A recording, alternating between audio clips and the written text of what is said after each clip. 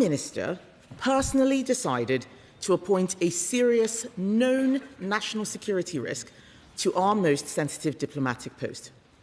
Peter Mandelson was not just a man who had already been sacked twice from government for lying, not just a man who had a public relationship with a convicted paedophile, but a man with links to the Kremlin and China, links so close that they were raised as red flags with the Prime Minister before his appointment.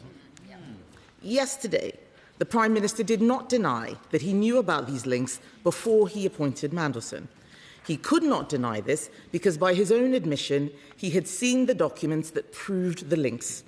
I cannot overstate how serious a matter this is. The Prime Minister who didn't follow that process. Yes. This morning, we have heard the bombshell testimony of the former Permanent Secretary of the Foreign Office, Sir Ollie Robbins. Sir Ollie Robbins had a long and distinguished career serving ministers.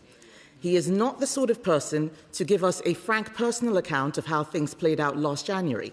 So when he told us today that Downing Street put the Foreign Office under constant pressure to clear Peter Mandelson, that Number 10 showed a dismissive approach to Mandelson's vetting process, when he told us that it would have been very difficult indeed to deny clearance and that doing so would have damaged US-UK relationships, we know he is giving us the slightest indication of how bad things were. That there was actually an overwhelming drive from the Prime Minister's office to ensure Peter Mandelson was installed as ambassador. The Prime Minister might have refused to answer my question around his knowledge of Mandelson's links to the Russian defence company Sistema yesterday, but that is only because he knows we know the answer. It was there in the due diligence. Yep. His choice of ambassador, retaining an interest in a Russian company linked to Vladimir Putin after the invasion of Crimea. And the Prime Minister's response to seeing that information? According to Robbins, constant pressure on the Foreign Office to get the appointment done. The Prime Minister, as my right honourable friend has just mentioned, placed top-secret intelligence in the hands of a man he knew to be a national security risk. Yep. He did so before the official security vetting.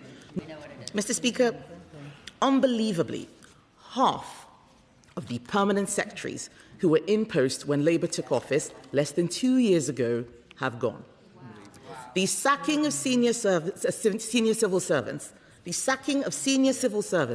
to carry the can for the Prime Minister's failures has already cost taxpayers more than £1.5 million in payouts. This is before Sir Ollie Robbins. It is quite something for the former Cabinet Secretary, Lord O'Donnell, to warn that the Prime Minister has created one of the worst crises in relations between ministers and mandarins of modern times. He said that the sacking of Sir Ollie Robbins risks having a serious and sustained chilling effect on serving and prospective civil servants. Another former Cabinet Secretary cannot go on. This House deserves better, the country deserves better. The Prime Minister is not fit for office. The first duty, Mr. Speaker, of any Prime Minister is to keep this country safe. This Prime Minister has put the country's national security at risk.